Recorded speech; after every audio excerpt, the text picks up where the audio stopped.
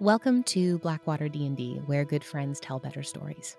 This series, Balance, is a mini-series using the Powered by the Apocalypse system Godkiller, which was created by Connie Chong and is now available at itch.io for purchase. This series is proudly sponsored by Hero Forge and Moonbeam. This tale takes us back, long before the end of the universe, to a time when we begin to explore and understand old divine wounds that run so very deep, and what happens when love is caught in the middle. This story encouraged us as creators to strive for genuine emotion and connection, relish the space we create at the table, and take big swings with the way we approach our narrative. For this story, your God, everyone else, and the thrum of the cradle is myself, M. Carlson, and my Godkillers are played by Gina Susanna and Yanis Wessels. As this game falls within a holy punk and dark fantasy genre, it may contain themes and depictions that are triggering for some listeners. Please take care of yourself and access safe support as you see fit. Content warnings for this episode include grief, loss, death of a parent, parent-child conflict, gaslighting, being watched, pursued, and chased, burns and wounds, romance, heartbreak, threats of violence and persecution, and systemic oppression and corruption. So sit back and relax, heretics, and welcome to Godkiller, Balance. Episode 8, Wanting.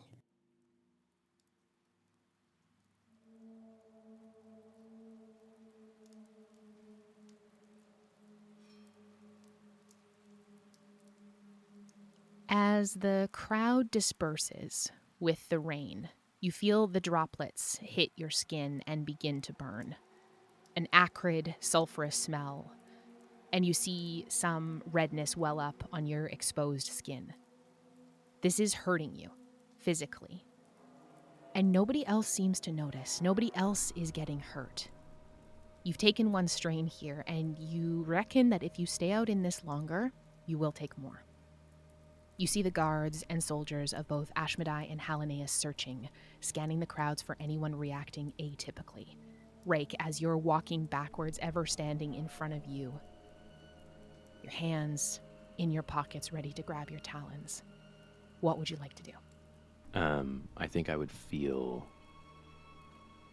the burning of the rain and glance around and see that nobody else is seeming to react to it. And I would stop and close the distance to Ever. We've got to go. Don't react. This is how they're trying to find us. I brace myself for the burning on my skin, and I just look up at him and nod. We've got to get out of this rain. Okay. And I would reach down and grab her hand. I'm not going to let anything happen to you, okay? You have a place we can go? Yes. Start as a walk. Okay. And if I say run, we run. Okay. Okay. And I would, trying to look as casual as possible, start making my way out of the crowd, trying to find a side street or an alleyway that would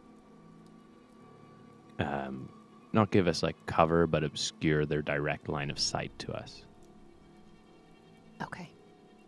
To have you flow with the crowd here, to blend in with them, to allow the illusion that nothing bad is happening, to really take hold here as you watch the guards begin to fan out, the scion of perdition standing strong in the center of this throng, his eyes scanning the crowd. You can't see his face, but you know that he is searching for you.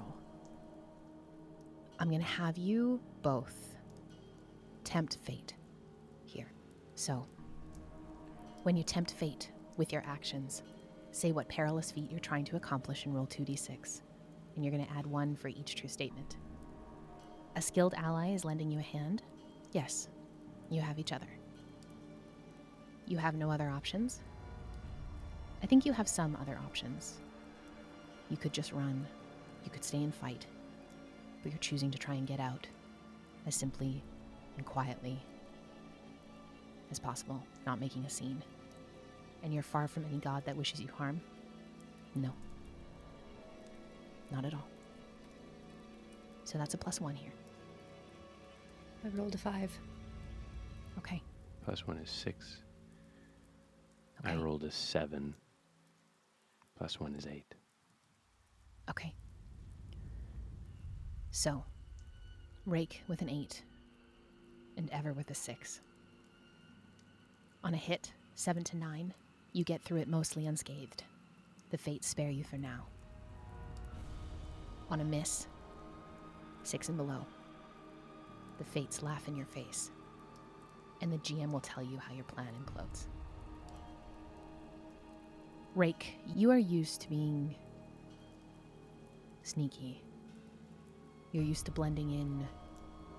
You're used to having to get out of spaces after something terrible has happened, potentially at your hand.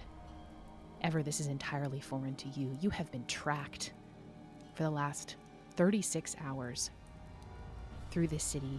This is so foreign to you. Rake is able to stay calm. You see a placid look on his face, but Ever, your face cannot cover the panic. Rake, you see her eyes wide and searching. She's looking around. And Rake, as you're pulling her through the crowd, you see a guard lock eyes on Ever. He's scanning her. He sees some of the red splotches that have begun to form on her hands and on her neck. She's been spotted. She's been identified. You have not. You have a split second here before this guard alerts the Scion. What are you doing? I think in this moment, when Rake sees the guard clock Ever, I think he's going to say, "Run, now." And as we start to run and see that alleyway, that little turn,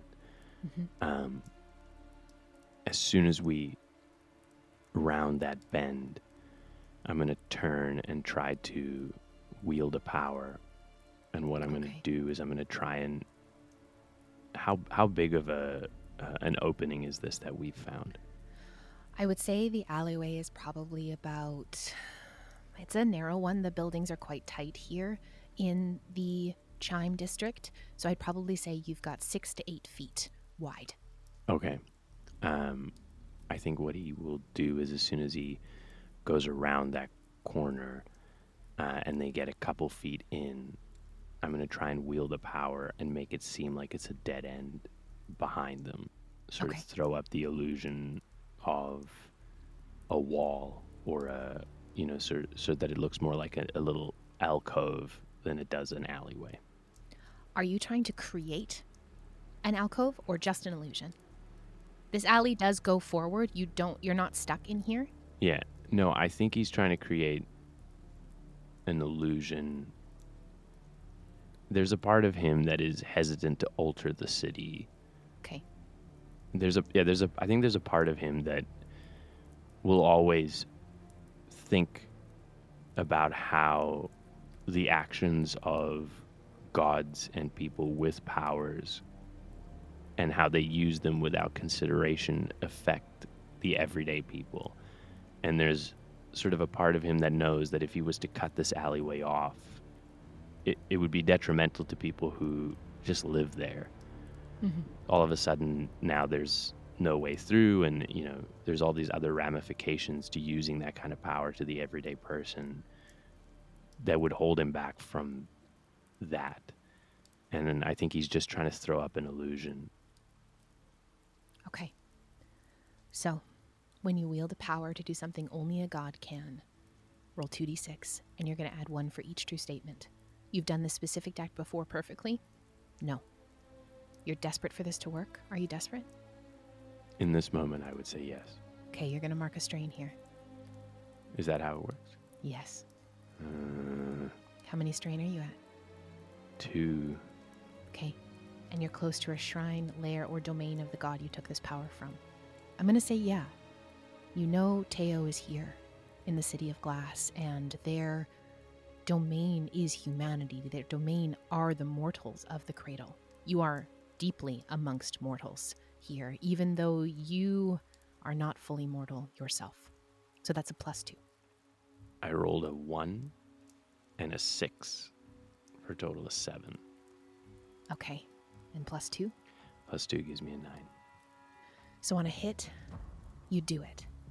What does it look like when Rake wields this power for the first time? This is the first time using a power other than the ones your mother has given you. What does it look like?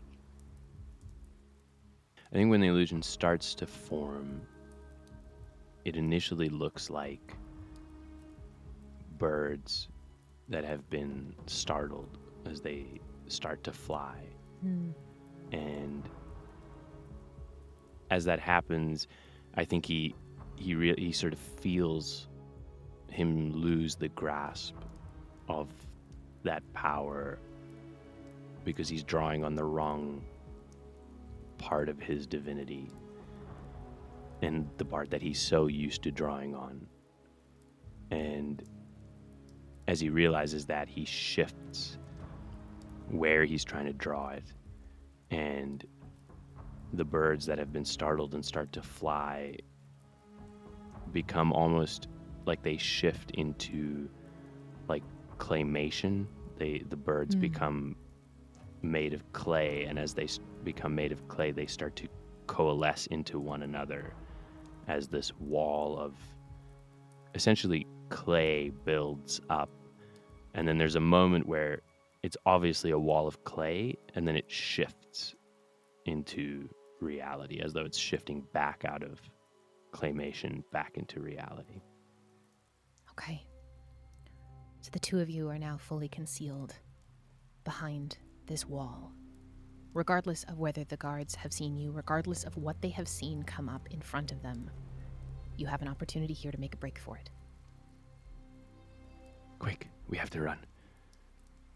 I think Eva just looks at you and nods, waiting for you to lead her where we're supposed to go. And I think Rake takes off at a dead sprint. I follow.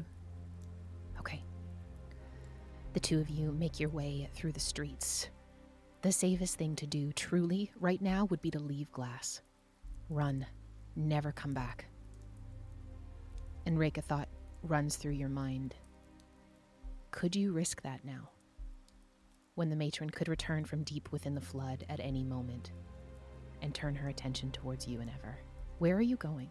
Rake has a safe house above a bookstore that the book owner knows that the attic is there, but he doesn't know that part of it has been sort of reconstructed into making a small room. And I mean small, it's like a bed and a place to stash some sort of emergency, like a go bag essentially. And the bookstore owner knows who Rake is because he's gone into the bookstore before and they have a relationship. But when Rake enters it, he usually enters it by scaling up the back of the building. So he would lead Ever to that place. Okay. You make your way into the 3rd district. And Rake, it's been a while since you've been here. You're navigating new landmarks that have overtaken places you knew, things that are familiar, things that lead you to this bookshop. So it takes you a minute, but you find it. You come around and you get to the alley behind this 3-story building. And Rake, you know on the front side there is a door that leads up to the shop. 2nd-story books, run by an elderly couple who you've seen and spoken to a couple times when you've been in. It deals in old religious texts and relics, as well as books on the history of the cradle. Most of these are purchased or donated or sold through private collectors. And it is a veritable trove of information. You found a lot when you've been here, and the book owners have been nothing but kind to you. You know that the keepers, the gods whose domains touched on knowledge, Ides the Arcanic, Zirsha, Mother Healer, Izanye the Knowing, and Thesera the Architect, are all long dead, long sent to the river. And while you don't know where all their knowledge and the vast droves of information that their orders have carried have gone, there are bits and pieces that make it through. As you were in the shop one time, you noticed an attic entrance in the ceiling. And after a bit of investigation and scaling the drain pipe on the back of the building, you found your way inside the attic. So the rain starts to pour heavier. It's a full downpour at this point, and it hurts. It is uncomfortable. It is starting to itch, and the smell of sulfur clings to you. It's in your hair, it's on your clothes. You see bits and pieces of your bag start to degrade. You're unsure of how much more you can take before things start to get worse. You're at the back of the building. There is a drain pipe there. How are you both getting up? Is there anyone else at the back of the building? Not right now. It seems that the rain has driven most people inside. You don't hear any guards. You made your way quickly through. You don't hear any of them as of this point, but you know that if you don't get out of the rain, you may come across someone. The forces of Ashmedai in the city are apparently much larger and much more tenacious than you anticipated. Rake would look to Ever. Do you mind? Mind what? How are we? Are we here? And Rake would unfurl his wings, scoop her up, and fly up to the entrance. Okay. Simple enough. I'm not going to make you wield a power to do that. This is something that you've been doing your whole life. While your wings are not something you can use for long, a quick trip like this is no problem. Ever, you feel him completely lift you up off your feet and carry you on these strong wings like you're nothing. Flight.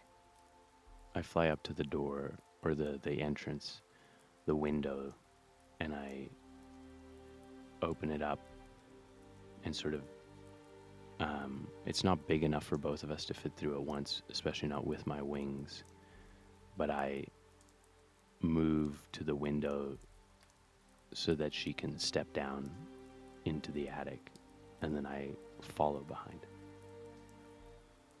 Okay. It's easy enough to get the both of you inside. You slide in. It's a cramped, tight space. You close the window and you latch it. And just as you do, the rain begins to pour harder still. You assume that this is just going to escalate as the night draws on. It'd be very unwise to go back out in it at this point, on the potential for injury, much less being tracked. The last light of the day is beginning to fade as the attic slowly begins to descend into full darkness. Rake, you've never stayed here longer than a night at a time, and never with another person. It's a small space, but it's doable. Can you describe to me a little bit the room and what you've set up in here? Yeah, I think there is a bedroll on the one side of it. I think the room is probably only sort of 6 feet by 8 feet. It's very, very small. There's a bedroll on the one wall, and then there is a small shelf that has a bunch of glass bottles filled with all sorts of different plants and oils and things that he might need if he was escaping somewhere and had sustained an injury or something like that. There would also be a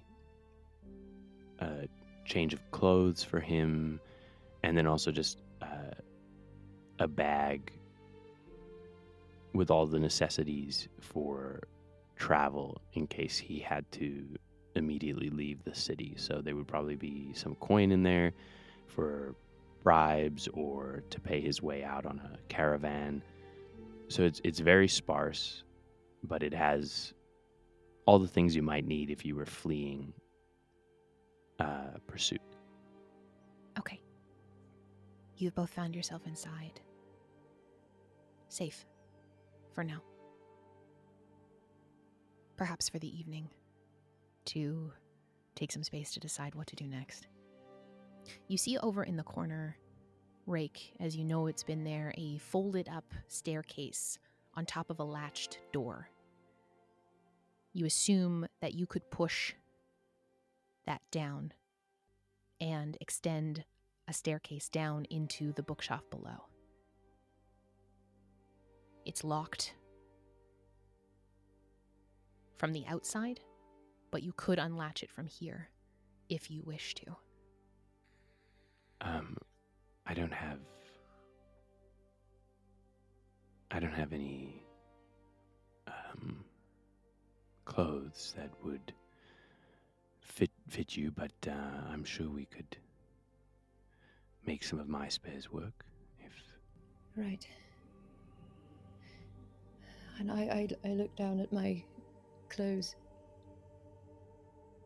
They're burned through.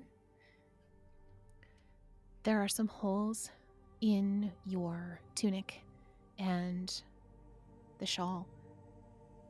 You see some of the edges of your bag have started to fray. The leather looks pocked with the acid rain. The shirt is wearable, but you don't know how it would hold up ongoing, or if the acid will continue to burn, or what would happen if you kept the shirt on your skin. You do have spares in your bag, for travel you would have packed enough. Mm-hmm. And I have Rowan. I'd been holding him underneath my cloak to try and keep the rain off of him. I looked down at him. Is he all right? He's all right. You're keeping him close to you was probably the best idea that you could have had, and with him, he was on my shoulders, and he burrowed in. He's okay. I let him go, set him on the floor, let him explore a little bit. He immediately starts to begin to sniff around every corner of the room, and he'll probably do that for the next little bit. And once comfortable, he kind of curls up on the corner of the bedroll and just watches the both of you. He watches you particularly, Ever, keeping an eye on you. I look back to Rake.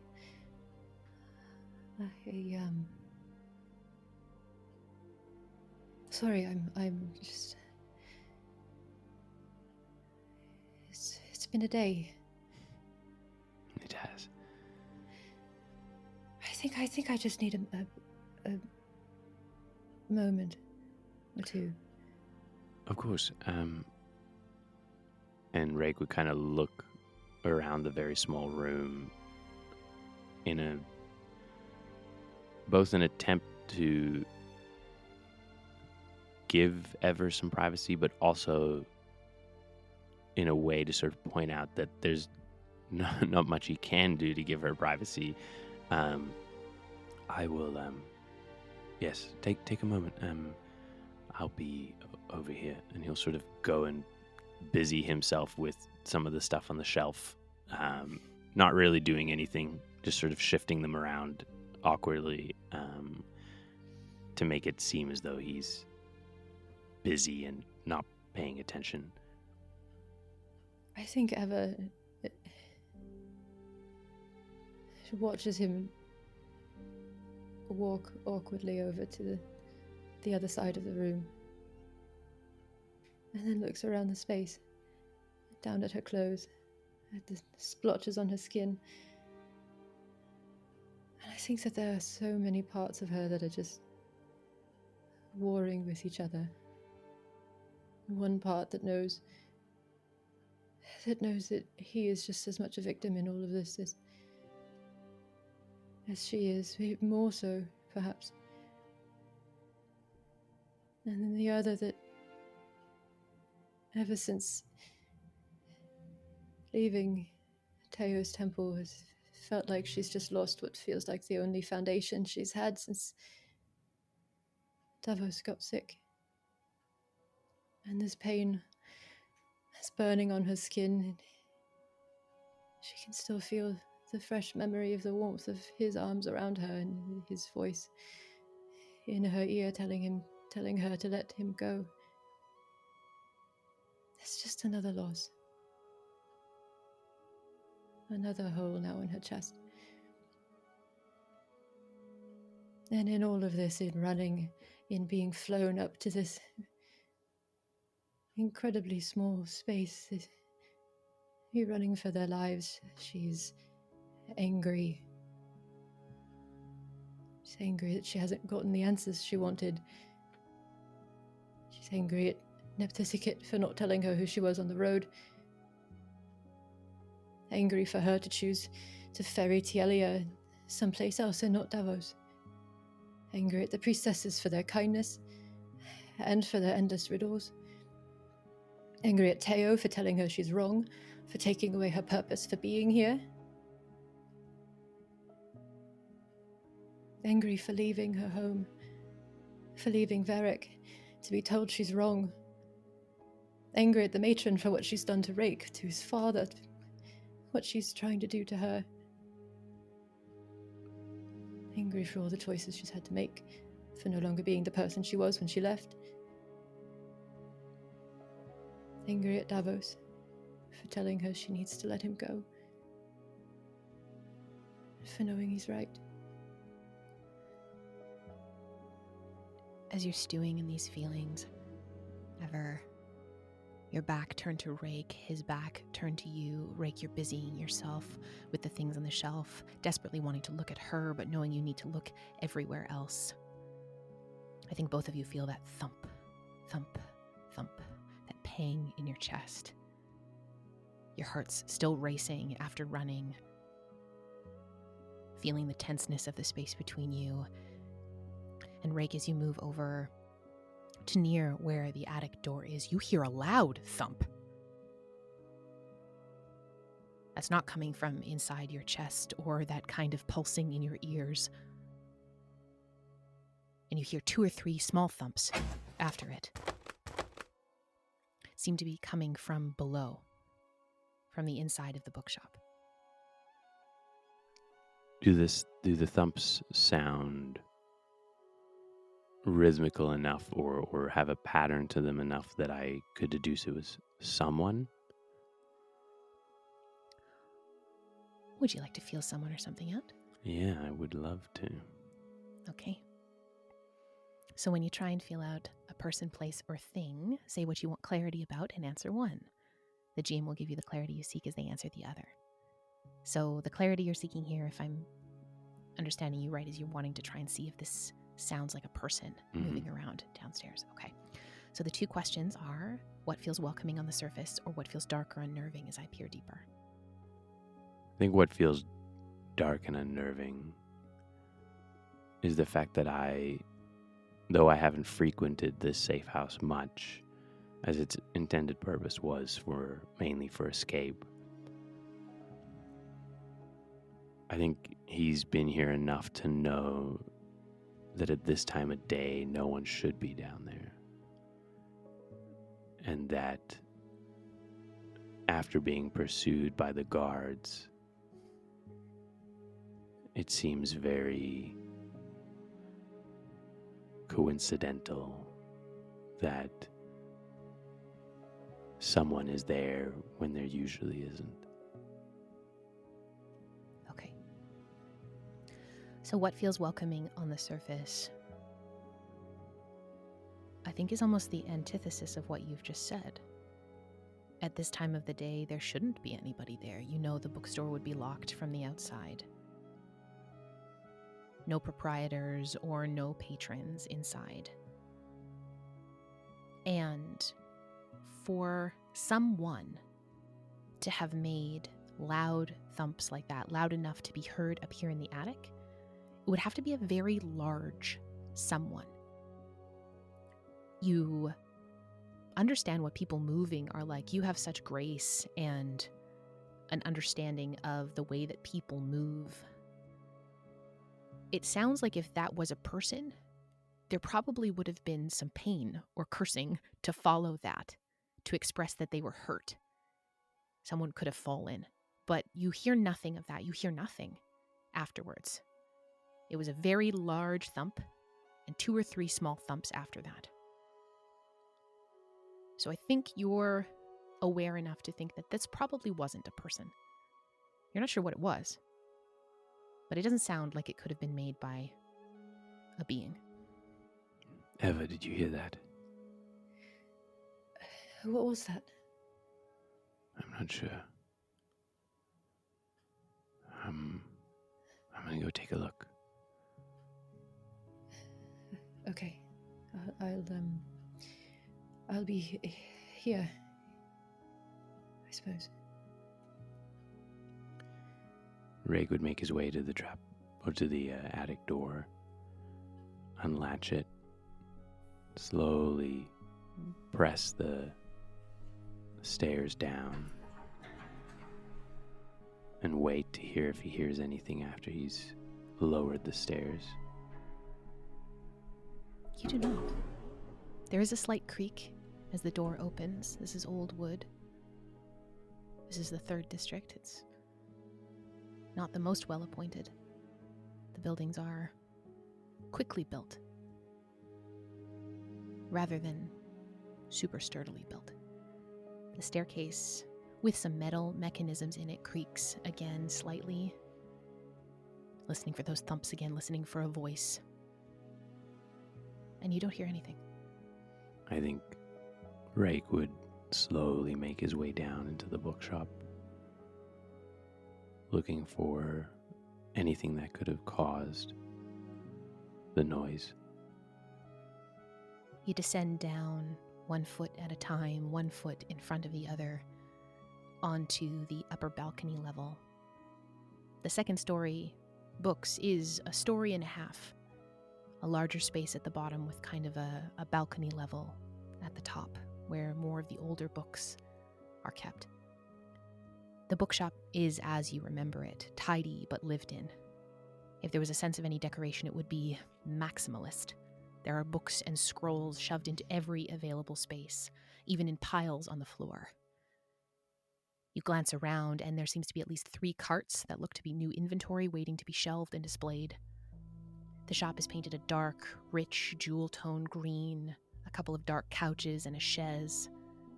There are multiple oil lamps, though none of them are lit.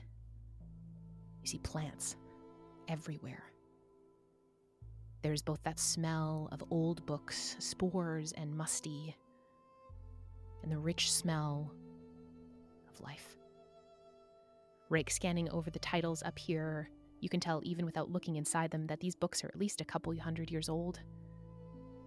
There are pots of ink with scraps of paper. It seems like the proprietors have given space for people to do research here, Rake, as you have done in the past. You walk over to the edge, that balcony banister, and you look down, seeing if you can identify what the sound was. And your eyes catch it immediately. A bookshelf has broken. A few of the shelves on the top level have cracked, and its contents are now splayed onto the floor. It seems like some heavier tomes were put on a shelf, and it probably was too heavy, was too much, and the top shelf collapsed, causing a bit of a domino effect with the shelves below. You do not see anybody here. I think Rake would go back up the stairs until just his head was sticking out of the hole in the floor of the room upstairs. It was just a bookshelf broke. We're okay. Oh, good. Good. So, we're here for the night, then? I guess so. We can't go back outside. No, not till the rain stops, at least. and I think we'll be safe here. Okay. Do you need more space? I can go down and look at some of the books, or did you want to come? I think I'll come find you in a moment. Of course. I think I'll be down in a moment. Okay.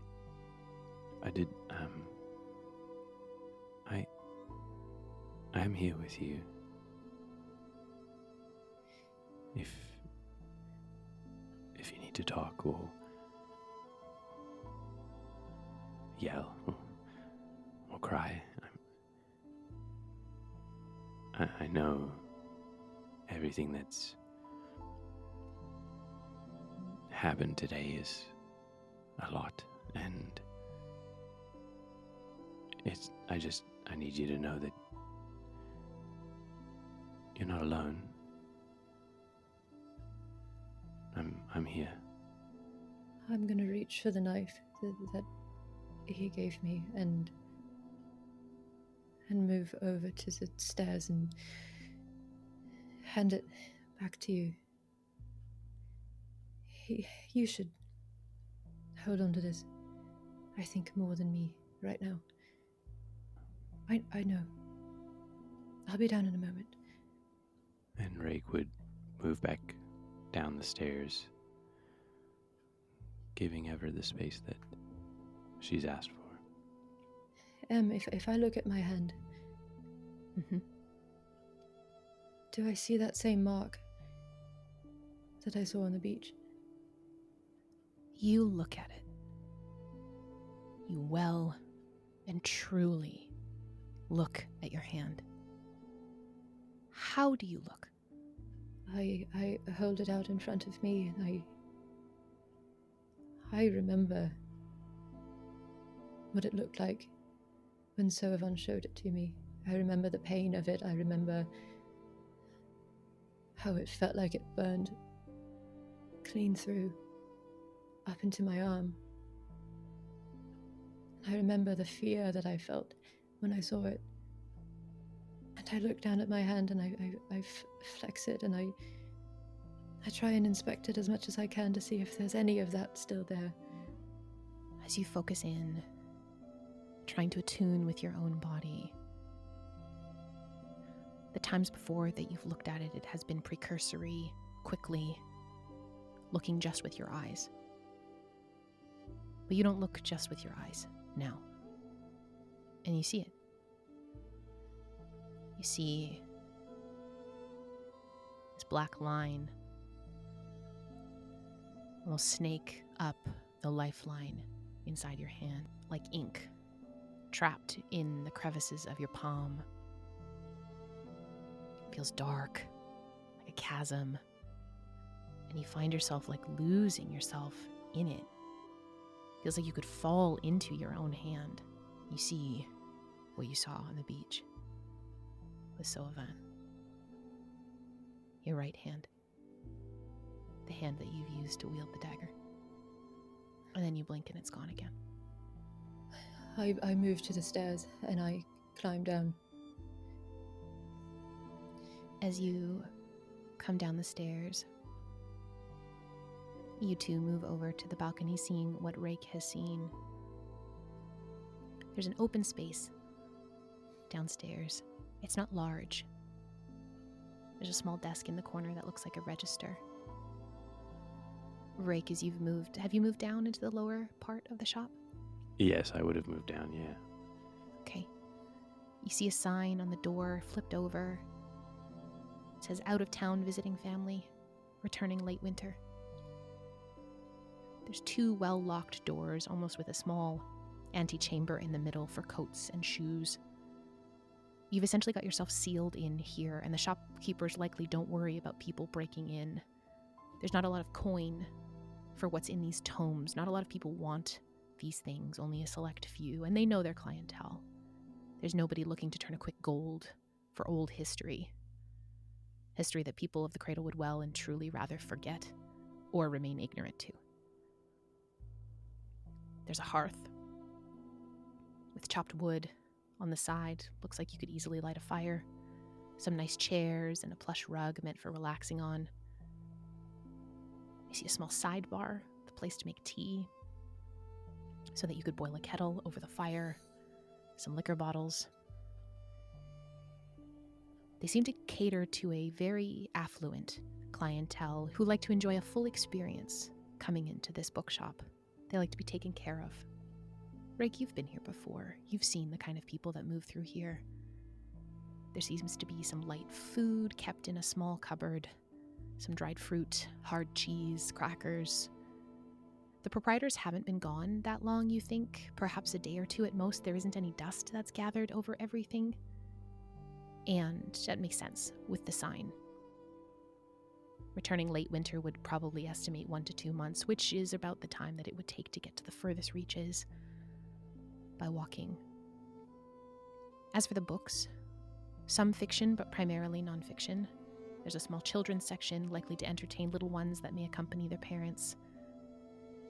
You see a small box that says new. On a table at the side of the room, and affixed to it is a large conical metal horn. There's a few metal cylinders on the shelf, unlabeled next to it, and looks like to be a crank or handle on the side. And that is the shop. Empty. I think you would find Rake sort of investigating the books that have tumbled to the ground. I make my way down to you. And as I get closer, I have my hand out, still in front of me, like I'm still looking to find that spot again. So am I Utocious now? I think Rake sort of chuckles at that. I'm not the best person to ask about that. That's what they're called, right? Yes, that's what I've been told. I am not very familiar, unfortunately, with the stories or information about the Yatoshis. I only recently discovered their name myself. But you knew what would happen to me. You said so. You knew when I took the knife. You knew what would happen to me. I did. You knew I would have no choice. That she would kill me if I didn't. I did. But I didn't know you until it was too late. And I move to you. Close. My face is harder than you've ever seen before. My eyes fill with tears, with frustration and loss and anger coiled inside my body, and I move so close to you. You can feel the heat radiating, and I reach for the knife that I've just given you, and I reach confidently for it. When you told me she has favorites, that she can choose not to ferry someone, you said all the things I needed to hear. You saw the part of me where I was most aching, and you took your fingers in. You reached into my heart. You wrenched the grief out of my chest, and you held it up into the light, and I thought that was because you saw me. But it was because she needed me.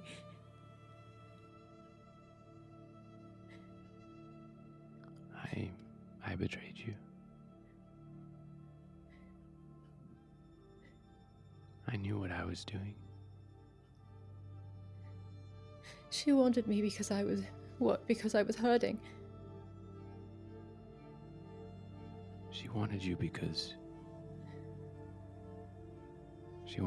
she could control you. Do you know what wasting sickness does?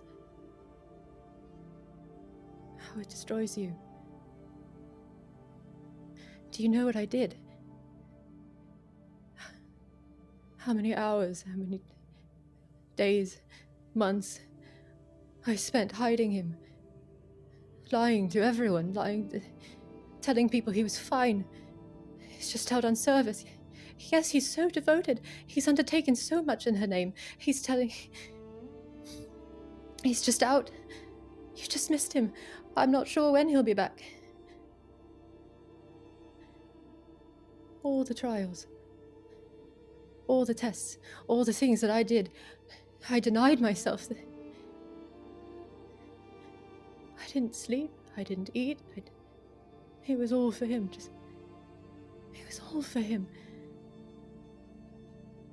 Just to hear him say my name on a clear day when he could even for a few moments remember my face. Is that what she wants to control? She needed somebody who hated Nephthisicat as much as she did. I didn't want any of this. I am what she uses to get what she wants on this plane. And I learned a long time ago not to ask too many questions about the tasks that are given to me. But then I saw you on those stairs, and it was like seeing the sunrise. And I told myself that this time it might be different. And yet you still gave it to me. What do I have now? Where am I supposed to put all this? I had it. It was so clear. She chooses. She overstepped. She took him, and she took what I had built, what I was so close to achieving, and I had it. Now it's all gone. What sort of person am I now? You are still Eva. You are still the girl I met on the stairs. I look down at my clothes. As he says that, Varric's cloak, burned. Davos's shirt, burned. Marked forever, ruined. I don't think I am. I will fix this. We can fix this. They said that the matron has been locked away before. We could do that again. We could separate her ability to interact with this plane. We can make it so you could be safe. So you can go back to the groves of fruit. Back to your home.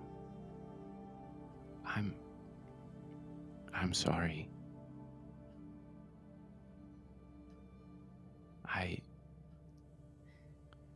I'd forgotten what was real. And I'd convinced myself that nothing mattered.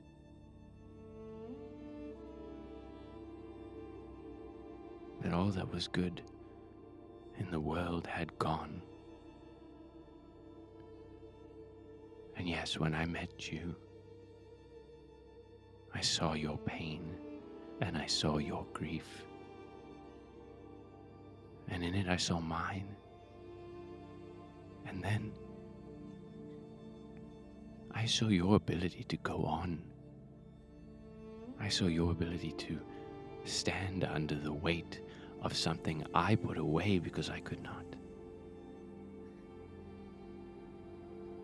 your strength and your courage were rooted in love, while mine was rooted in loss. On a cloudy day when the sun rises, it still rises even if you can't see it. I cannot fix what I have done.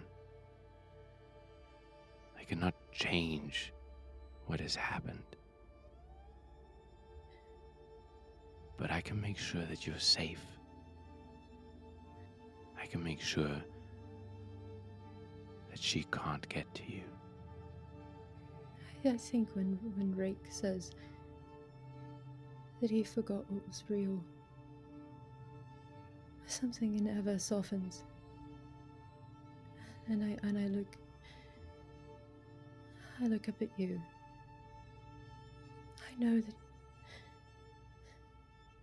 I know that you didn't choose this. And I know that she's using my love as a weapon. And I know now that I suppose love doesn't always make things better. Eva, she's not using your love. She's using your anger. She can't use your love because she doesn't know what love is. She's using your anger. She's using your vengeance. Your love is untouched. Your love is what's going to destroy her. But sometimes love ruins too. It breaks your heart when they're gone. But that's not the love that ruins it. But it makes you do stupid things. It makes you lie to the people you care about. It makes you leave your home. And I lift my hand to the one with the mark on it. And I lay my palm over the spot on his chest where I remember his mark is. Rake, as she does this, you feel your scar pulse. There is a palpable connection that occurs. You feel this thrum running through her and you. It is a communion of sorts, like recognizes like. Rake, I think that you don't know what it means to be a Eutocious. The few that you've interacted with, your father, Kian, the corruption and the perversion of what it means to be Eutocious as done by your mother. There is a trueness here. Something new that you understand. I think at that moment, a flood of not necessarily knowledge or information comes to you, but a feeling of a purpose that feels in such stark contrast to everything, the vitriol you threw at Kian back at the Wayfarer's Lamp. You feel what your father was running from. An inevitability. You feel the universe hurtling towards oblivion. And it does not feel bad. It feels like what's supposed to happen.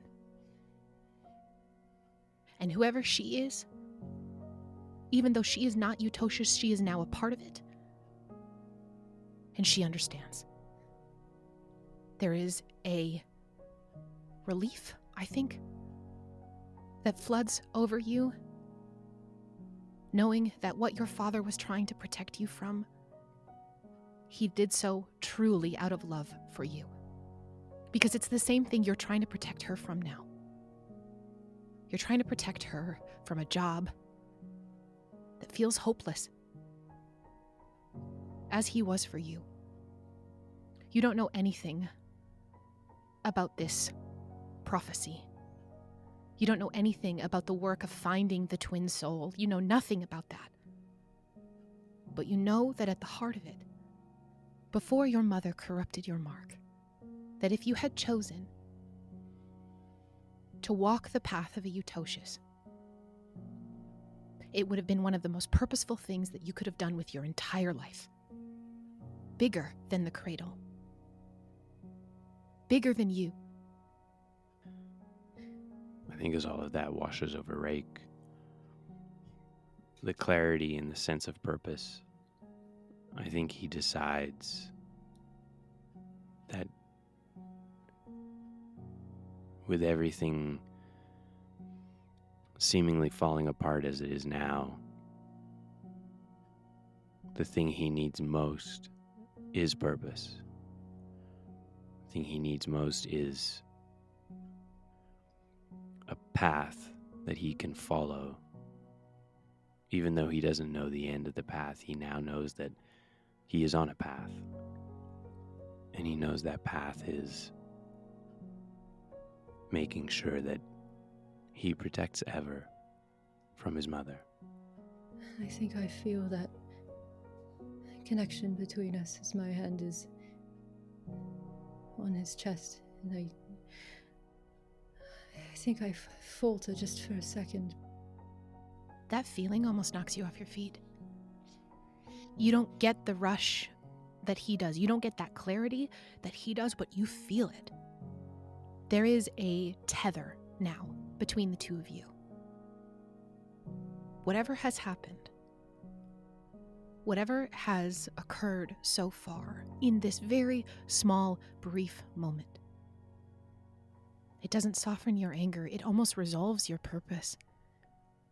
You see this feeling flash over his eyes, and I think that's what has you soften. What is this?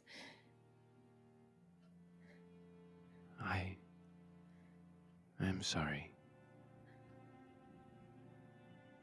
for what I've done to you.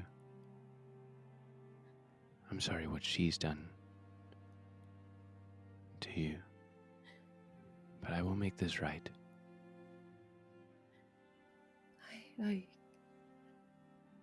It's not your fault. Just because it's not my fault doesn't mean it's not mine to fix. We have to find a way to lock her away where she cannot get to you. We will. So she can't get to you. My hand is still on your chest. I haven't moved. I'm sorry I'm sorry I yelled at you. There's no reason to be sorry. I deserve that. I did all those things that you said. I am the man you think I am.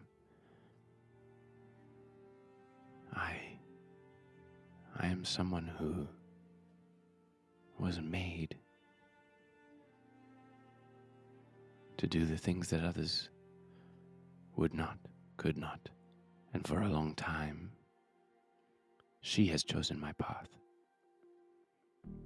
and I have walked it, and I have done it well, but she no longer picks my path. You deserve to choose. You're going to choose. I have chosen. I've chosen you. And we will walk this path together. And somewhere out there, she is scared because she made a weapon. And now she no longer wields it. But we need information. We need to know how to do this. Right. And I look down at how close I am to you, my hand still on your chest. We should probably start researching. I think Rake would reach down, place his hand on the side of your face, wipe the tears away with his thumb, and tilt your head up to look at him. And then he will smile, and you can see him taking a moment to lock this memory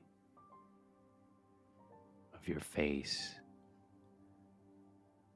and the feel of your skin under his hand, and the feel of your hand on his chest. You can feel him lock this memory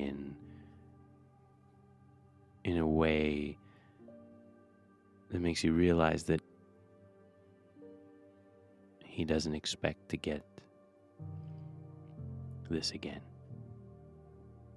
That there are times where things were really good and you look back and you say you wish you appreciated that moment more.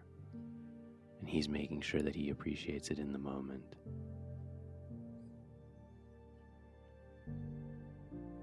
Ever you feel his heart start to beat faster under your hand is on the skin between his ribs and his left pectoral.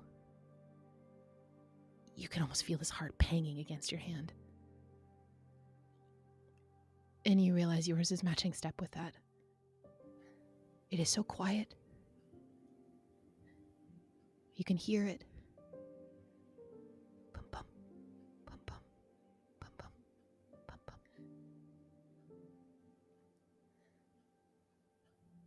Let's see what we can find in these books. Right. We've got plenty of time to read. So we should probably do that. Bum bum, bum bum, bum bum, bum bum. I think he leans down. He kisses you softly on your forehead. Thank you. Eva closes her eyes as he does that. For what? For seeing me and not running. I think it feels like I've been running towards you. Why would I run from you?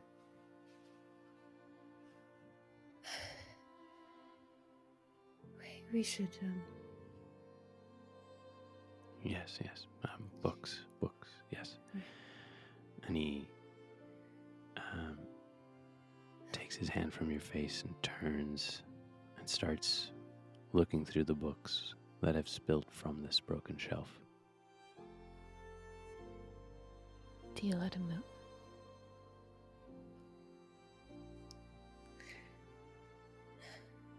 I'm sorry, I gotta ask.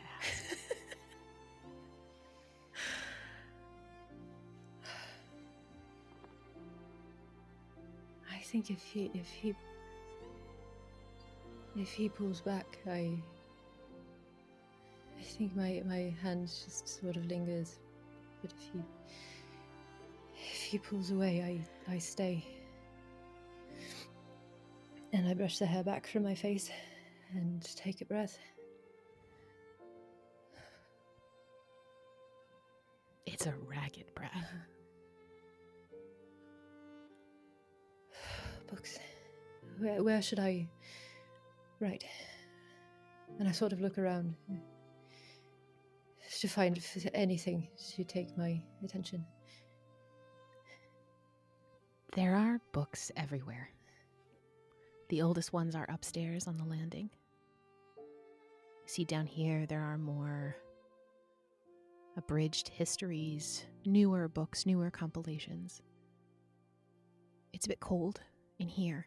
You could light a fire if you wished. Rowan sits in front of the fireplace. On a plush rug in front, he curls up. You could start anywhere. It will take some time, but a little bit of searching might find you the information you're looking for. And Ever, I think your eyes, as you're scanning over the room, immediately draw to something familiar. All the plants in here. It is not as overgrown or as lush as your house was. But someone has taken a lot of care to make sure that even though a lot of the plant life in here has been turned into paper, that there is some semblance of the green here. I think because my mind is not on research, I'm going to go over to the plants. Something familiar, and sort of busy myself with them for a few moments while I gather myself. Okay. I think you're drawn to a small ivy plant that sits along the mantle of the hearth. Perhaps one that was missed in the watering before these proprietors left. It looks a little worse for wear. You see some brown around the edges of the leaves. The soil is quite dry. If I see this, I'm going to go to it and try and bring some part of who I was back into myself. Can I try and heal it, put some more life back into it? Absolutely. So you reach out and you tap into the small, simple hedge magic that has been normal for you for so long. The small gift from Tielia to all the people of Temiset. Your hands curl around the root, seeking to reinvigorate it, revitalize it, help it thrive. But when you access it here, something is different. The plant begins to grow quickly, snaking along the mantle, up a piece of molding, up the wall, around the room. It propagates and it spreads. And ivy like this shouldn't blossom, but you see bright red flowers almost erupting from it. The smell of fresh floral immediately present in the room. Rake, you're standing maybe 8 to 10 feet from her. She is glowing. The fire is not lit and she is almost backlit. There's a soft orange glow to her, like the edges of candlelight. You can feel her divinity from here, more so than you have ever before. This is wildness unbound. And she isn't holding the knife. I'm going to have you roll to recognize a god. So, when you want to recognize the signs or influence of a god of the cradle, roll 2d6. And you're going to add 1 for each true statement. You're in or near their domain. No. You're familiar with their gospel. No. It would be bad if you didn't know. I feel at this point, you need to know what you're seeing. You need to know. What is that you saw on the first day? What is that you've been seeing in her time and time and time again? You have got to figure this out. So yes, I think it would be bad if you didn't know. So that's a +1. I rolled 2 6s. Okay, so +1, that's a 13. On an overkill, you realize your divinity is actively trespassing against them right now, and the GM will say how. And I think because this has happened over and over and over again, and you feel like you are tripping over this, I'm going to give you something from getting a hit. That after I tell you how your divinity trespasses against her and what is happening, I will let you ask me a single follow-up question of your choosing, and I will answer honestly. That soft edge to her as she touches the plant. That reflection of sunlight you saw on the first day. Her connection to what is vibrant and alive. Some way, somehow. Maybe you've always known this, but there is a spark of divinity in her that is awakening. You can see it now. You would see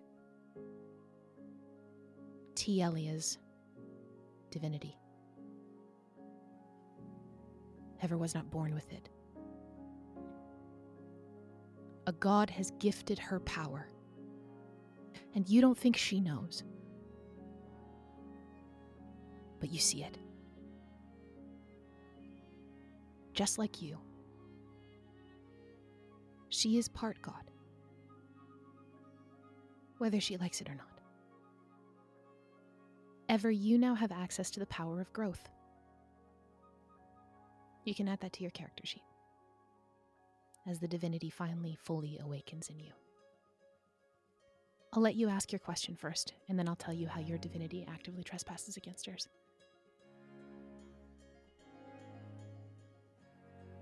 I think what I want to know is, I think what Rake wonders in this moment is, did the matron know when she sent him? No. In that moment, I think you put together that there is a reason she has been chosen as the steward for this divinity. You know that T. Elia died before the Divine War. You've always understood that when gods die, that's it. But somehow, whatever piece of the cosmos that was left over has been given to her to hold. That maybe T. Elia, somewhere along the line, knew she'd need it. Trusted her with it. And I think that the way your divinity actively trespasses against her is that there's a sinking feeling in your feet. That you see the difference now. She is meant to walk in the light. Always. T. Elia was so benevolent. And you feel the divide between you. And I think it really hurts. You wish you could grab at that light. You are desperately clinging to it. And I think that the way your divinity actively trespasses it is that you are terrified you're going to snuff it out. I have a question for you. Do you love her?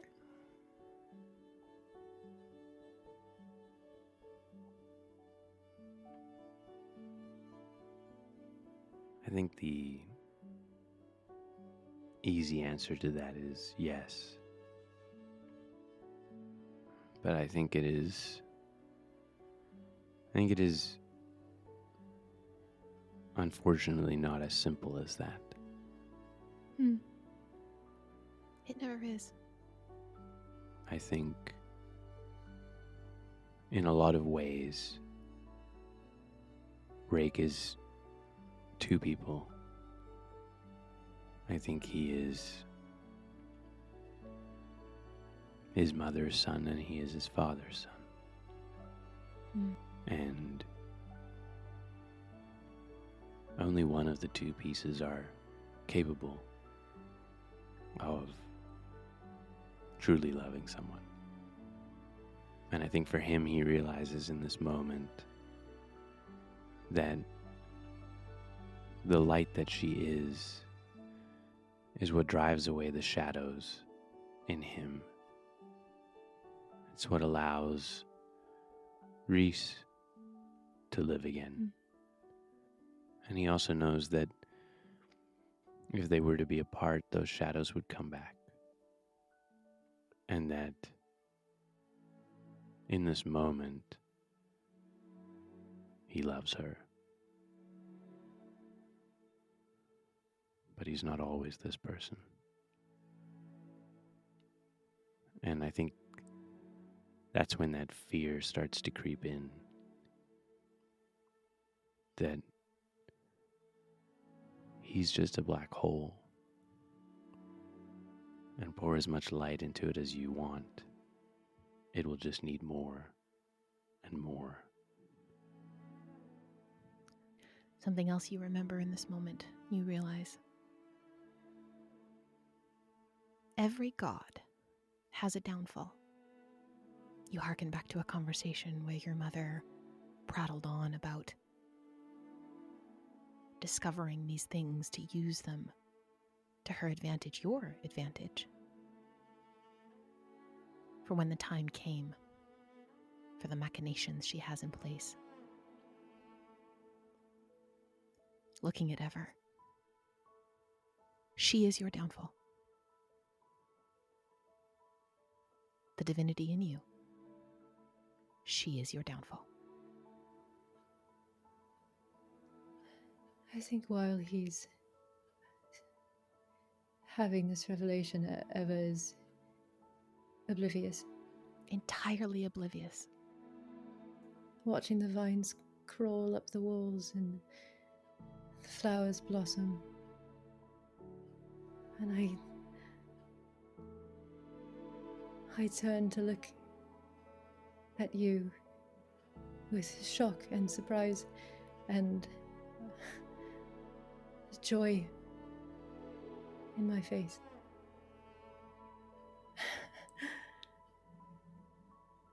I've never done that before, like this. Come and look at them. And you see Rake standing there,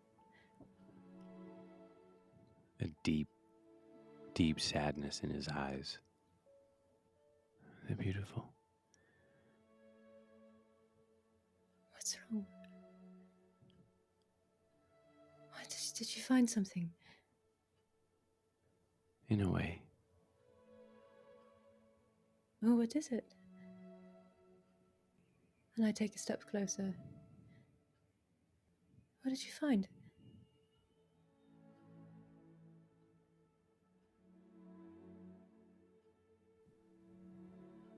It can't be that bad. It's not.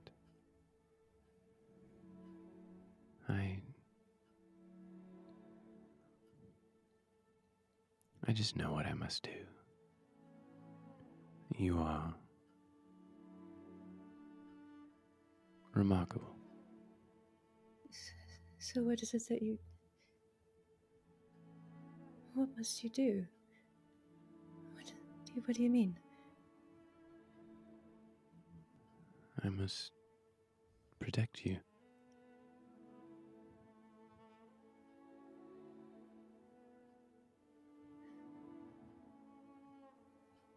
Ever, it's all right. It's a good thing. Yes, but why are you looking at me like that? Something's changed. Is it because of the... And I look back to the vines. I don't know where that came from. Like that, anyway. It came from you. Oh, come on, there's plenty more to research. Look at how many books are in here. I think our best bet is probably up on the landing. Those are generally where they keep the older tomes. If we're going to find something, I'm guessing it's going to be from further in the past. Okay. So let's do that. All right. Rake makes his way back up to the level right below the attic and starts to look for anything that speaks of how the matron was locked away the last time, or even, I think, broader, how any god has been severed from connection to this plane. And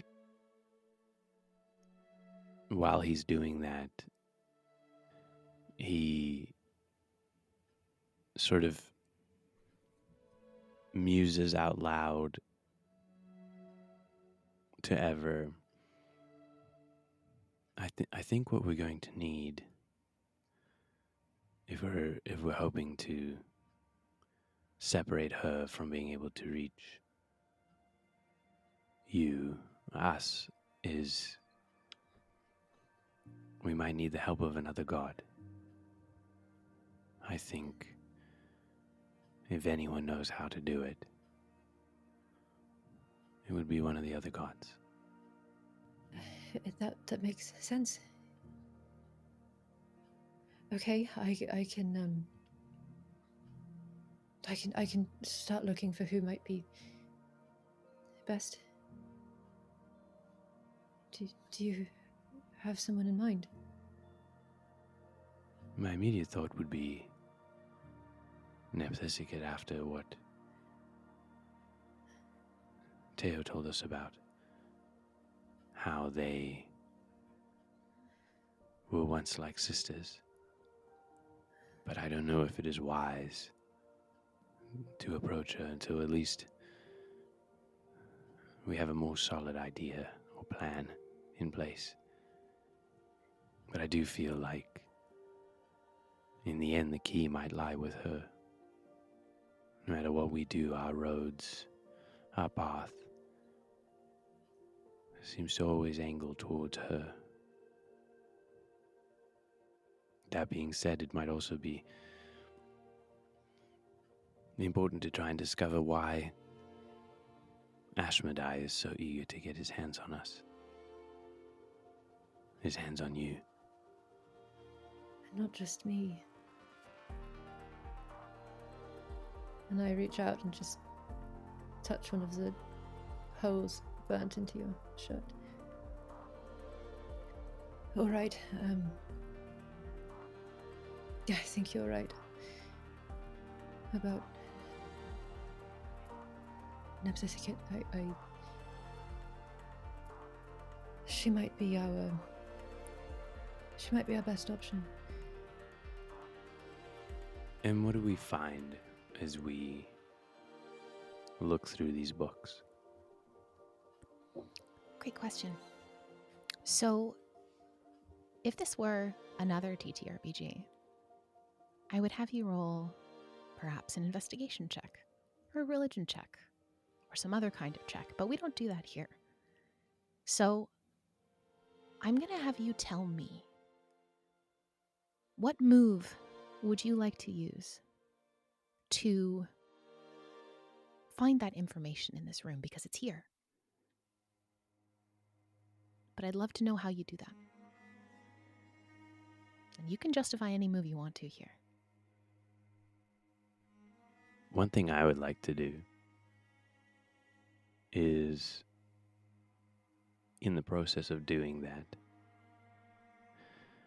I would like to make the argument that when you activate your mortal trigger, you clear all strain. And my mortal trigger happens to be when you take a serious risk to pursue a new lead about your mortal Father or Divine Parent, clear all strain. And I feel like actively pursuing a way to sever the matron's ability to interact with this plane very much fits that description. I would absolutely agree. You can clear all strain. Amazing. So, Rake, you feel this wash of calm settle over you as your strain is cleared. And strain is not necessarily cleared always by tending to physical wounds. Sometimes it is cleared by tending to emotional or spiritual wounds. And as you settle in here in the comfort and safety of this bookshop with Ever, there's just a peace to you, and any physical pain that you've been experiencing just subsides. And I think as we're both, I think as my hand is still on Rake, it's my finger just on the burn mark on his shirt. I take another breath. And I just say, I'm really very sorry for yelling at you. I am angry. And you did break my trust. But I forgive you. And Rake smiles at you, but I don't think you fully understand how much that affects him. There are a lot of things that you say and that you do and the way that you act that remind him of his father. The thing that reminds him most about his father is the fact that you're able to forgive.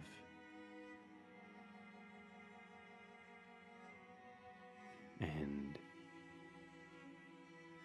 outwardly he just smiles. But for him it's like a sign that he's on the right path. Seeing him smile, knowing we have so much to do,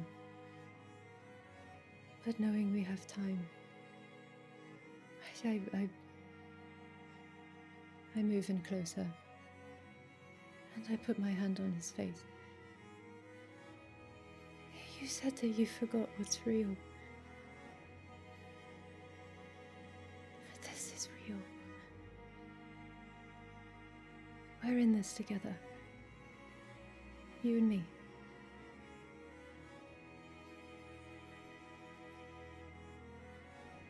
And I think he would say,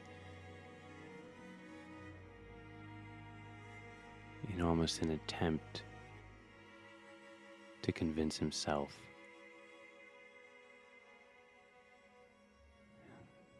this is real. And he would lean in for a kiss. Even though my hand is still on your face, and I'm standing so close, there is still this moment of shock for just a fraction of a second before I lean into the kiss. I step fully into it, my hands flying to your face, into your hair, but pulling myself closer. Before I feel the acid on our faces, on my hands, in your hair, on our lips, on our skin. And I pull back abruptly.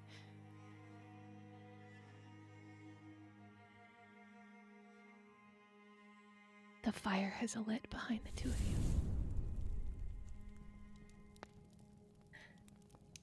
You just hear the whoosh. I don't think I notice it. No, I don't think you do either.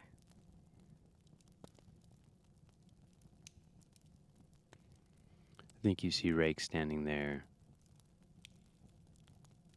his eyes still closed, his face calm, the hard, angular lines at ease for maybe the first time since you've met him. And then you see him take a moment, smile, and then you see that tension creep back into his face, back into his jaw. And when he opens his eyes, there was always an intensity to them. But now, you see in them reflected the raging fire behind you.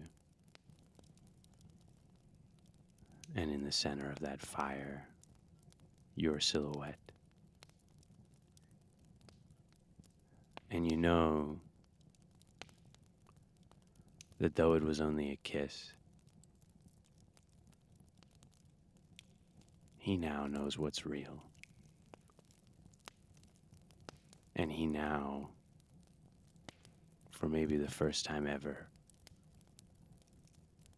truly believes in what he is fighting for. And you see him raise his hands from his sides. And as he does, he unleashes his divinity. And you see the books around you start to float in the air and drift in a circular motion around the two of you. As in that moment, he reaches out into every book, every word on every page, and he starts to almost scan them all simultaneously until the book or books that have the information that he's looking for separate themselves from this whirling mass of books and drift in the small space between you.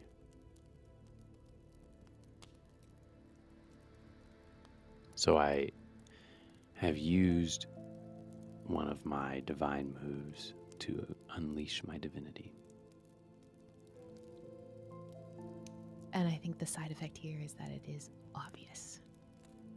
I think the between the decision that kiss has helped him make, and then the movement of the books and the amount of divinity he had to pull through to accomplish this, it's as though a ripple goes out from him as a choice that will shape the cradle has been made. Mm-hmm. You hear the books clatter to the floor, falling open.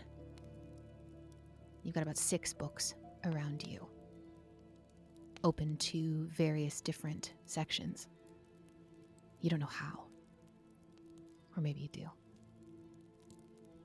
And ever as this happens, you also activate your mortal trigger because you've shared hidden pain with someone who has very clearly broken your trust. As the wronged, you may also clear all strain. And Rake, as these books clatter to the floor, your eyes drift up and over Ever's shoulder. These books have flown from the top balcony and landed on the floor next to you. And you glance up, and at the edge of the banister, it's dark up there. You haven't lit any of the lanterns up top, but the firelight catches something. Small, brief, obvious. 2 glowing golden eyes set amongst black fur. As you see a little black cat stare down at you before it dips back into the darkness. You've seen this cat before. It used to come by your farmhouse with your father. You've seen it sitting on fence posts. Absent-mindedly, your father would reach down and pet it if he was out in the fields. You know exactly who that is. And it's gone again. As it fades into the darkness, and you have 6 books open around you. I start to read. Okay. So, I'll have each of you, or before you start to read, Rake, is there anything you do ever to help yourself on this knowledge search? After seeing this wild display of divinity that Rake has pulled in front of you, it's impressive. I think all of it happens so fast. And she's still caught up in the surge of emotions from that kiss. What it means. What it will mean. And she's very good at research. She's done it for a long time. But something feels changed now. And I think the only thing that she could think to do is just to pray for guidance. Wonderful. So, using the mortal move, pray for guidance. When you pray for guidance, name the aid you seek, and you can answer one of the following questions. The GM will describe the aid that actually comes as they answer the other. The first question you could choose to answer is, what kind of god answers your prayers? The second question is, what unclear omens or visions besiege you?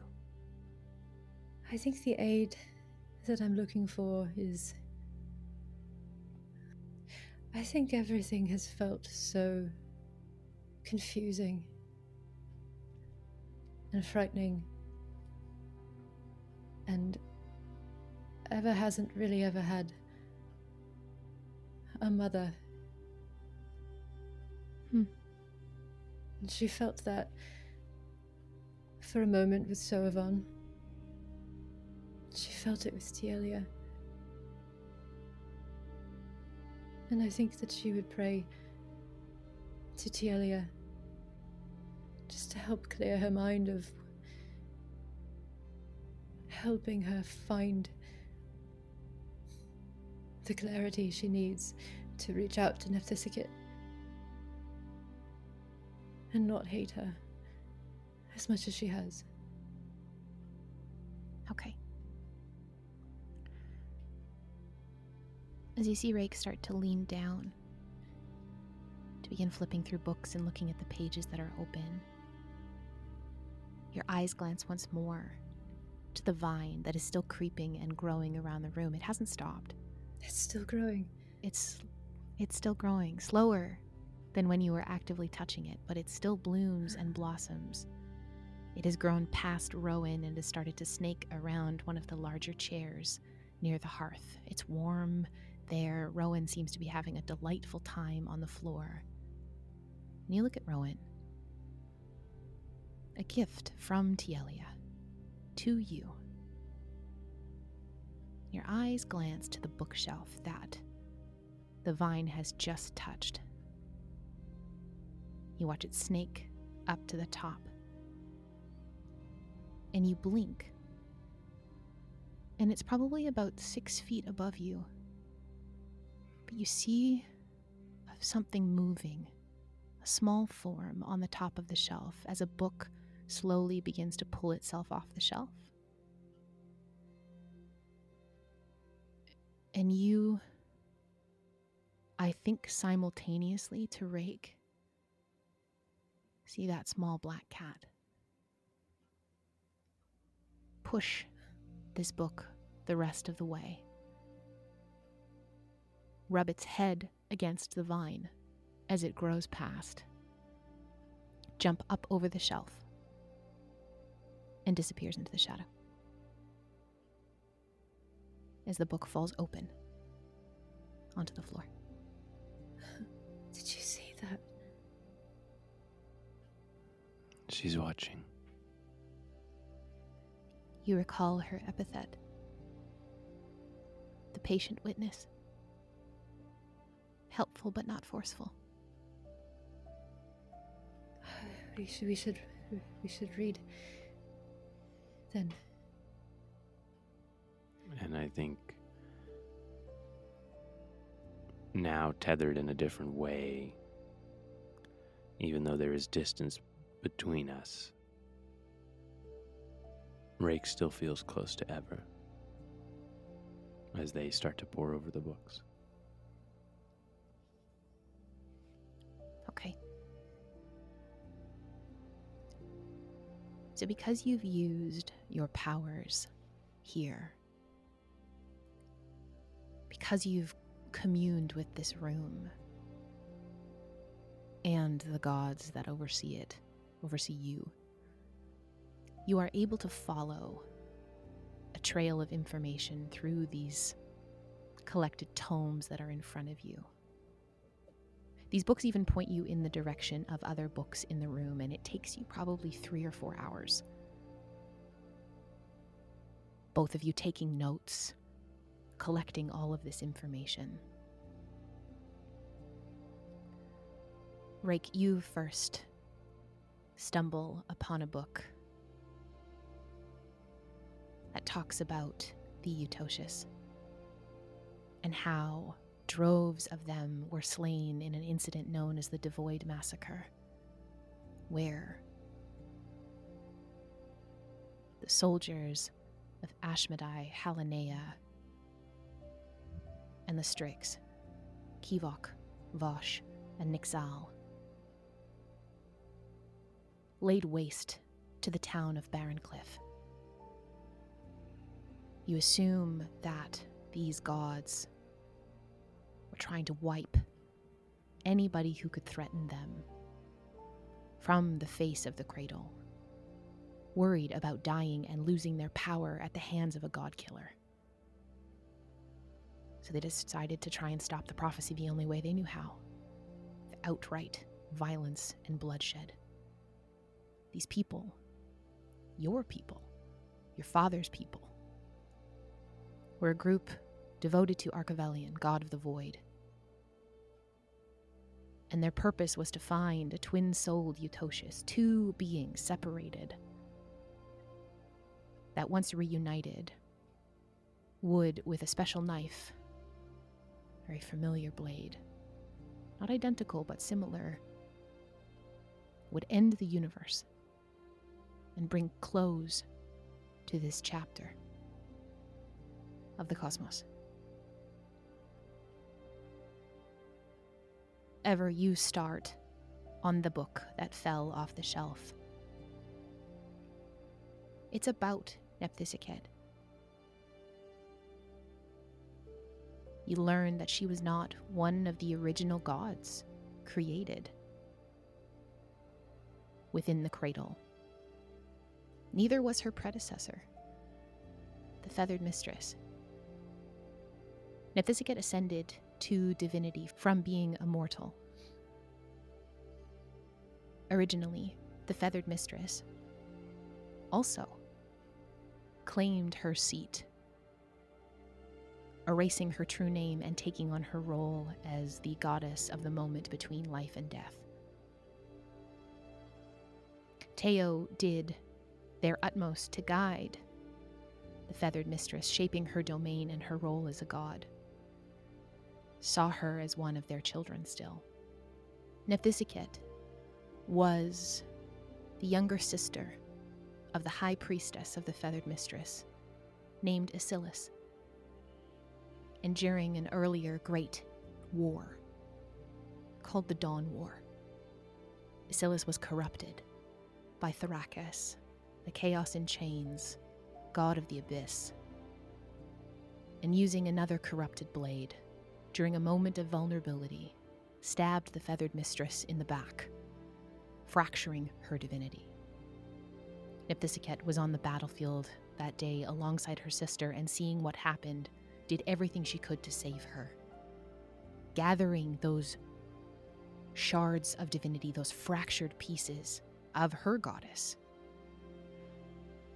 pulling them together with everything she had and shunted them out of the material plane so she could heal. But everyone makes mistakes. Nepthysicet, on accident, sent her to a place of torment, surrounded by negative energy, strife, and pandemonium, where the feathered mistress spent 2,000 years with nothing but her thoughts of deep-seated betrayal. When she returned, also an accident, she adopted a fitting new moniker, the Matron of Vengeance. You read this through accounts from people from that time of when she returned. Transcripts, of course, because those books would be thousands of years old, eons at this point. And something strikes you. The matron is not truly a god. She is an avatar, thriving on an ideal. She hungers so powerful on vengeance that it has subsumed her.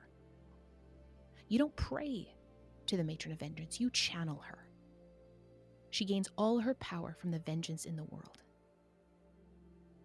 There is nothing of her humanity left, and barely any of her divinity either. And if she is no longer a god fully, she cannot be killed like a god. You share this information between you, and I think, Rake, this leads you to your next piece of information buried amongst a set of journals. You find the first-hand account of someone who read the journals of a former high priestess of Nepthysicet. They detail a ritual of powerful banishment magic, but it required a specific totem for the target.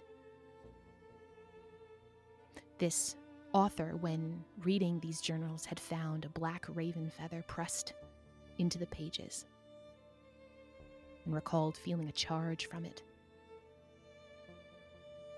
And I think it leads you both to a final book on magical and mythical objects from the Cradle's history.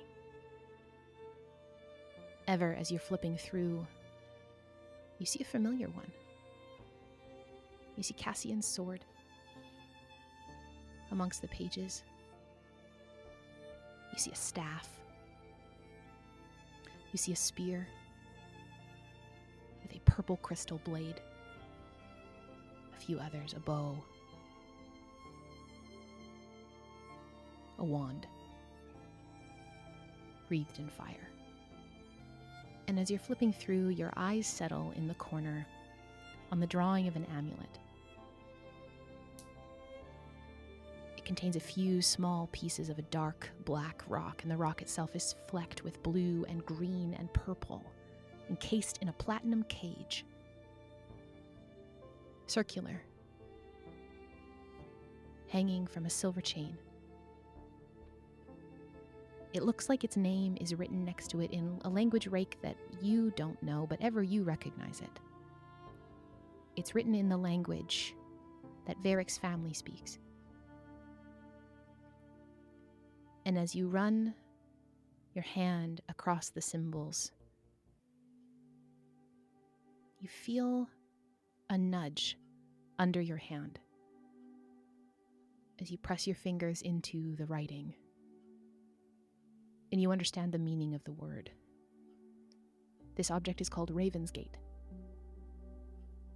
an object used to banish the matron once before, in a time where the world stood on the precipice of destruction at her hand. And finally, there is an afterthought written in some of the margins, in a small, looped handwriting. You remember Teo speaking of Nepthisicet's debt, of atonement. This small footnote talks about what happened after Nepthisicet shunted the matron out. She was the only one left alive on an entire island where this betrayal happened. Everything else turned to waste, scorched by divinity. And there she spent decades prior to her ascension of the now vacant seat of the goddess of the moment between life and death, building a tomb for the feathered mistress to honor her. And every life lost where this battle took place, every life lost at the hand of her sister's betrayal. Nepthisicet gave last rites to thousands of souls and honored each one. She sought forgiveness, even though she did no wrong. And that's what you find amongst the books. It's well into the night hours at this point. You're cresting close to probably midnight. The fire does not seem to have died down. It seems to be at an even pace, keeping you warm. Rowan is thoroughly enjoying himself. What would you like to do? It seems that if we were to look for an ally, the best we could,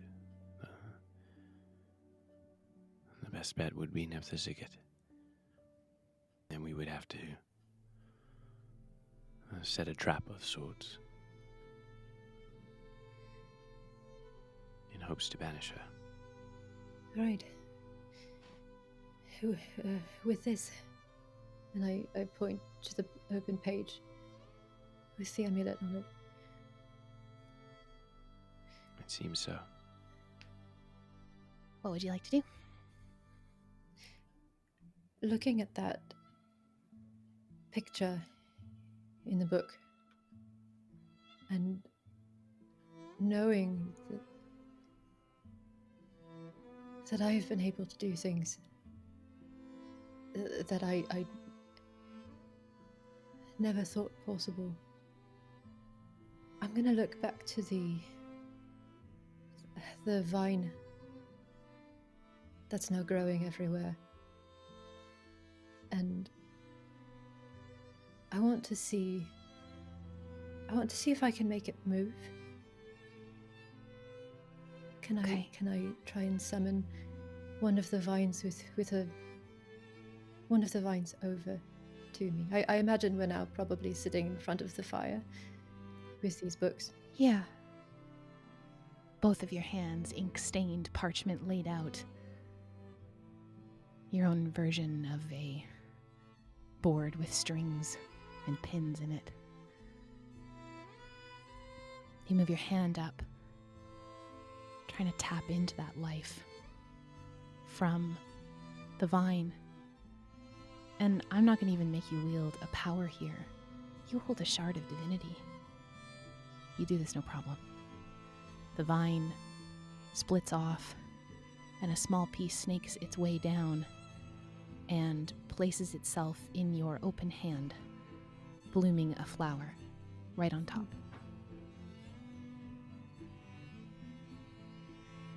I wonder. I'm going to look back to the picture in the book and study it for a moment.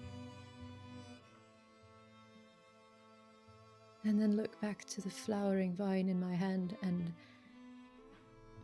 I think this would probably be wielding a power. It absolutely would. What are you trying to do here?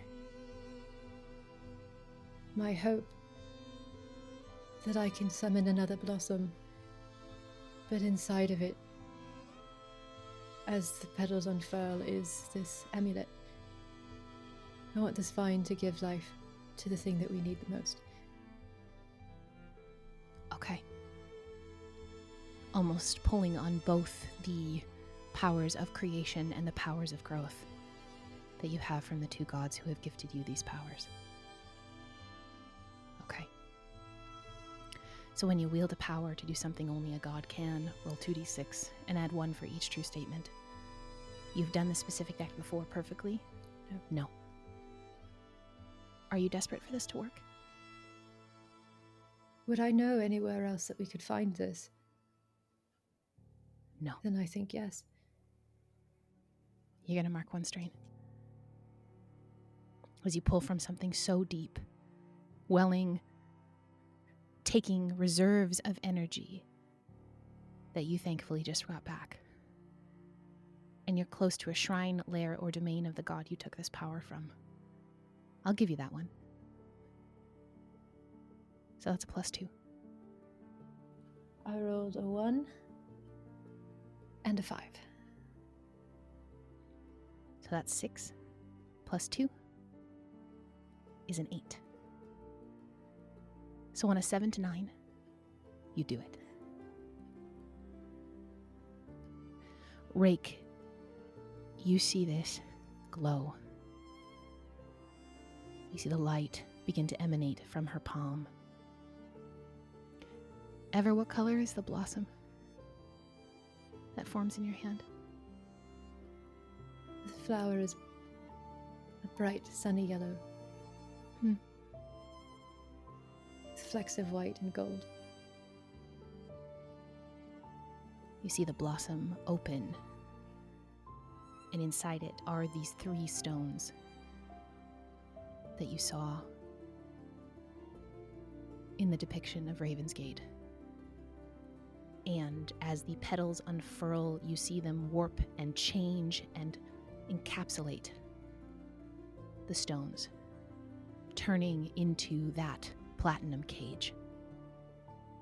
The vine itself forming into a chain as it gently separates from the vine and left in your hand is the object you seek. I look down at the amulet.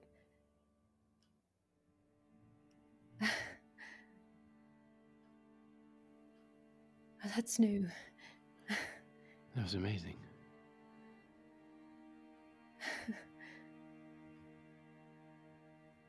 I think this will be useful. So in the morning, we'll go to the temple. You might have to go in by yourself, but we tried to find Nepthisicate. We could use the map. Right. But we need rest first.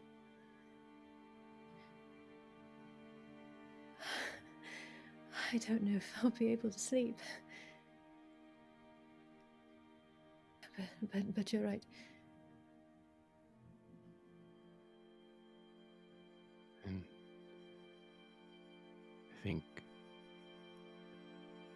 Rake makes his way back up to the attic and gathers the bedroll and brings it back down and lays it in front of the fire, surrounded by the plants and the books. It seems like a nicer place, seeing as we've got the place to ourselves anyways. Good idea. It's been a long time since Rake has managed to sleep unassisted. But the second he lays down on the bedroll by the fire, knowing Ever is close, knowing that they have a plan, knowing they have a way to fix this, you see he falls asleep almost instantly. You've never seen such a peace to him. Unworried. Even though he knows what has to happen tomorrow. His breath evens. His body relaxes. With space for you next to him if you chose, but there are other places to sleep if you wish. Couches, chairs, the rug. I think I would be up for just a little while longer, pulling out a few more books and reading a bit, my mind still whirring. Every now and then looking over at him and watching. And then eventually I would be feeling my own eyes growing heavy. So I would just curl up on the bedroll next to him. Space between us, as much as there is. But I would just watch him. And then right before falling asleep, I would curl in just a little bit closer. And I'd whisper, "Good night, Reese," before falling asleep.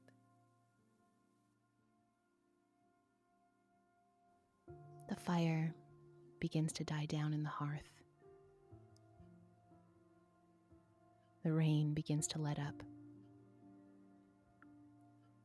And you drift into a comfortable sleep together. Here, in the shop. A few hours into your slumber. Rake, you've always been a fitful sleeper. Alert. Aware.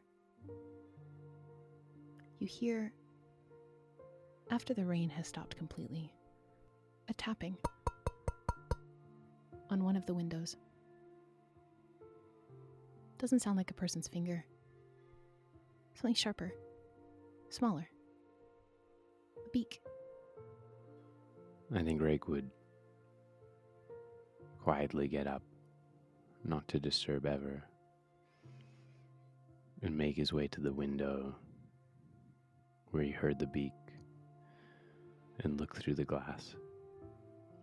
On the other side, you see a pure white raven, and a fear sits in your gut as it regards you.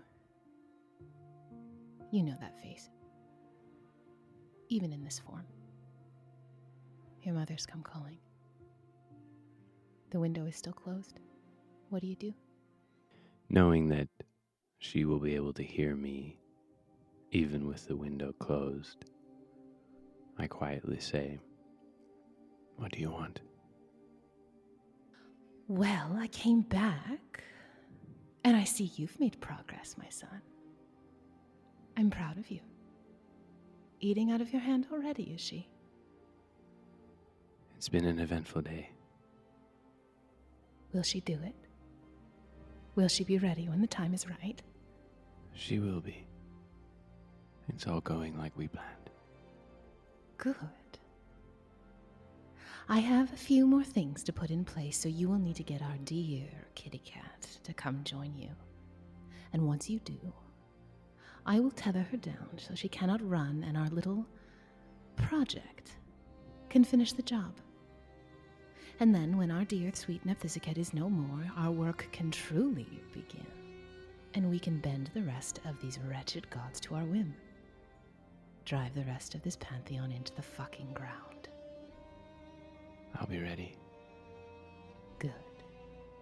I knew I could trust you. Well, it's not a mother's job to pry, so you go do what you need to do. Keep her wrapped around your finger. Do whatever it takes. Just don't be stupid like your father. I am my mother's son.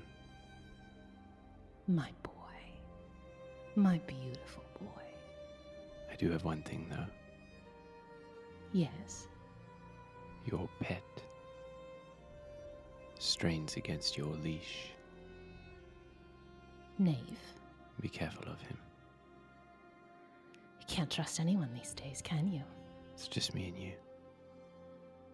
As it should be. There's nothing like the love between a mother and her son. Just be careful. He seeks to take my place. He could never. He could try, and it might ruin everything. I'll heed your warning and deal with it accordingly. Nothing will stand in our way. Be safe, my boy, and I'll see you soon. All right, Mother. And the raven picks up and flies off into the night. You walk over. Do you rejoin ever? I think he grabs a chair, places it a couple feet away from where Ever sleeps, and he sits on the chair and he watches as the light of the fire ripples across her sleeping form.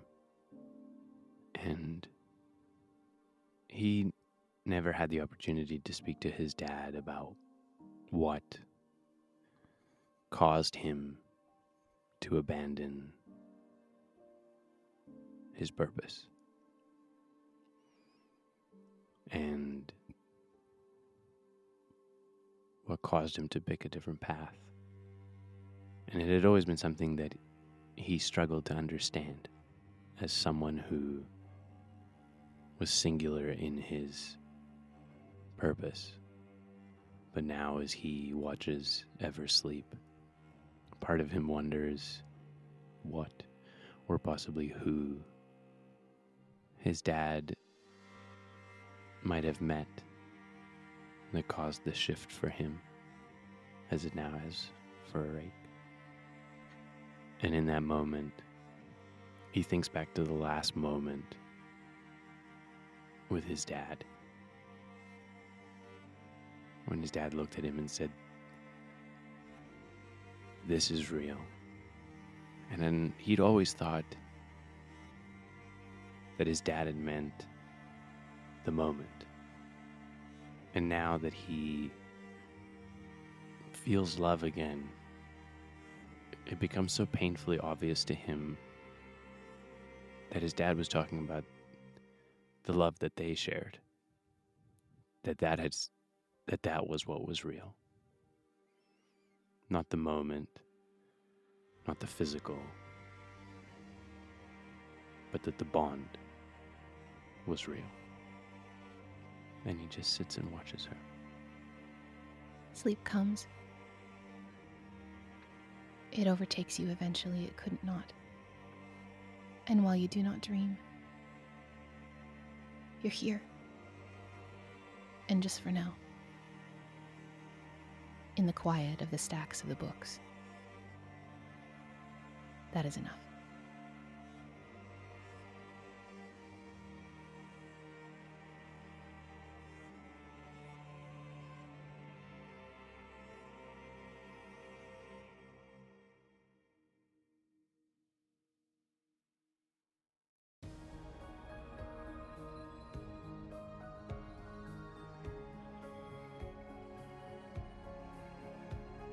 Godkiller Balance is performed by M. Carlson, Gina Susanna, and Yanis Vessels. This season's dramaturge is Tim Carlson. special thanks to our campaign artist Mishi, who you can find at MishiArt on Twitter. Our main theme for this episode, Light and Dark, was composed by Sean McRoberts. Character and location leitmotifs composed by Cy Rutherford of Sounds of Adventure. Music and effects by Epidemic Sound. For more stories, come follow us everywhere at Blackwater D&D, and make sure to check out our main campaign on Monday night at 8 p.m. Pacific at twitch.tv/BlackwaterD&D.